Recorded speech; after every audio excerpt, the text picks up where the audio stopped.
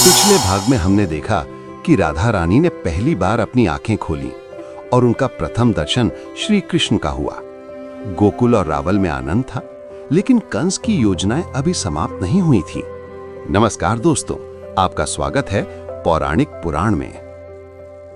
गोकुल में उत्सव का माहौल था। राधा रानी ने अपनी आंखें खोल ली थी और चारों ओर खुशियां थी, लेकिन कंस हार मानने वाला नहीं था।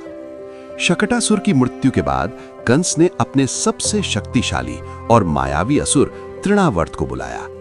तृणावर्त भवंडर का रूप धारण करने में माहिर था। उसका काम था पूरे गोकुल को उड़ा ले जाना और कृष्ण को आकाश से गिराकर मार डालना।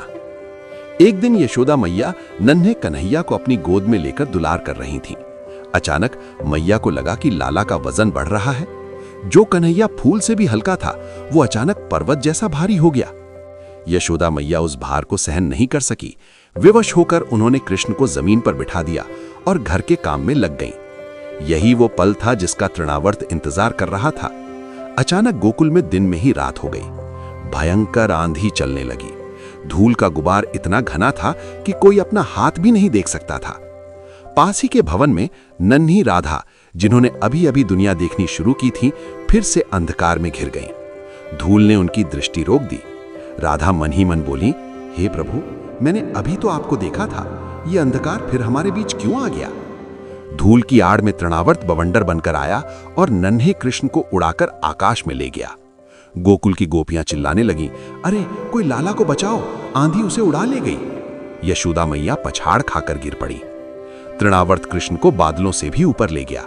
उसने सोचा, अब मैं इसे यहां से नीचे फेंक दूंगा, लेकिन कृष्ण तो कृष्ण है।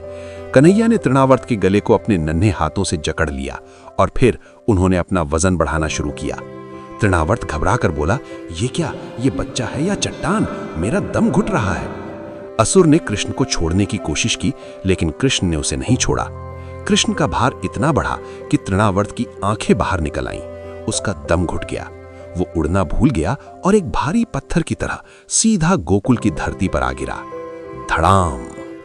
एक बार फिर धरती हिल गई। धूल छटी तो देखा एक विशालकाय असुर मरा पड़ा है और उसकी छाती पर नन्हे कन्हैया वैसे ही मुस्कुरा रहे हैं जैसे कुछ हुआ ही ना हो।